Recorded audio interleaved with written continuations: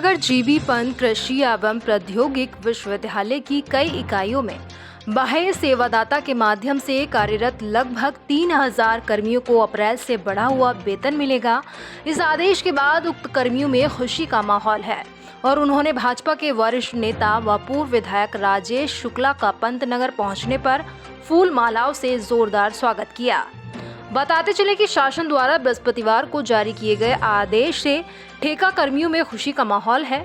सक्षम अधिकारी की स्वीकृति के बाद संयुक्त निदेशक श्रम कल्याण की ओर से जारी इस आदेश में कहा गया कि उत्तराखंड के शासन के श्रम अनुभाग की अधिसूचना के अनुसार 240 दिन पूर्ण दैनिक वेतन भोगी विश्वविद्यालय कर्मियों और विश्वविद्यालय में मानव पूर्ति के लिए अनुबंधित बृहद सेवादाता की ओर से कराए जा रहे विभिन्न कार्यों के लिए उपलब्ध कराए गए कार्मिकों की मजदूरी दरें पुनरीक्षित की गई हैं।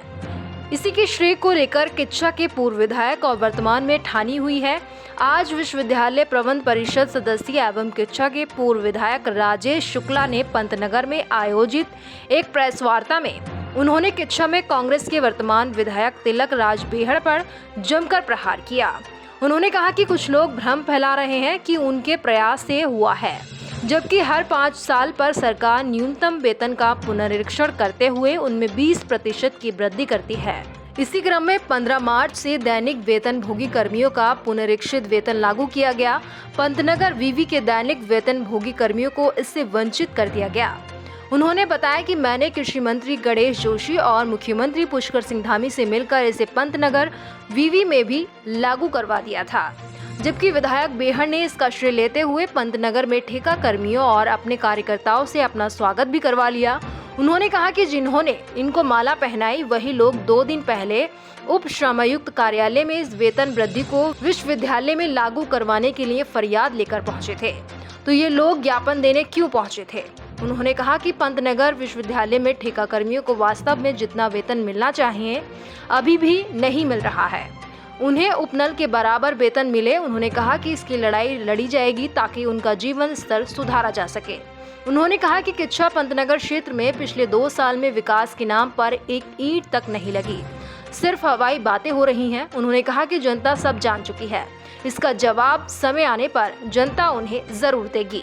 हमारी सरकार नहीं है तो वाहवाही लूटने की इसमें कोई बात तो है नहीं, लेकिन मैं स्पष्ट कह रहा हूँ इसमें वाहवाही लूटना नहीं, ना श्रेय लेने की बात है। सच्चाई ये है कि हर 5 साल बाद जो अकुशल श्रमिक हैं या जो दैनिक वेतन भोगी हैं या जो ठेका कर्मी हैं या कर्मचारी हैं, ऐसे लोगों को पूरे प्रदेश में उनके न्यूनतम वेतन में बढ़ोतरी होती है। क्योंकि आप जानते हैं पंतनगर एक ऑटोनोमस बॉडी है, तो यहाँ पर डायरेक्ट शासन का आदेश लागू तब होता है जब उसको 15 यूनिवर्सिटी अंगीकृत कर लेती है, अंगीकार कर लेती है। अब 5 साल पहले हुआ था, उससे पहले एक बार मैंने सिर्फ पंतनगर के लिए, पूरे प्रदेश के लिए नहीं, सिर्फ पंतनगर के लिए कृषि मंत्री सुबोध उनियाल जी थे उस समय, उनके साथ एक बैठक कराई थी जिसमें 15 यूनिवर्सिटी के वाइस चांसलर, 15 यूनिवर्सिटी के सारे प्रशासनिक अधिकारी और कर्मचारी यूनियन के नेता और शासन से कृषि मंत्री जी, कृषि सचिव, और मैं खुद विधायक के तौर पर बैठा था, बोर्ड के मेंबर के नाते भी।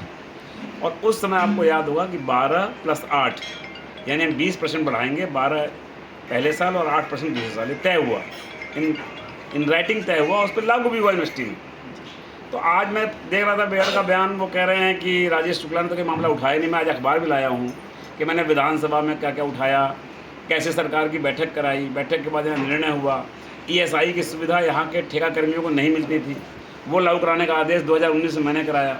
यहाँ के चिकित्सालय में ठेका कर्मियों को अन्य कर्मचारियों की भांति इलाज नहीं मिलता था, वो आदेश मैंने कराया। उसका आदेश की कॉपी मेरे पास है, उस समय के भी दिखाता हूँ।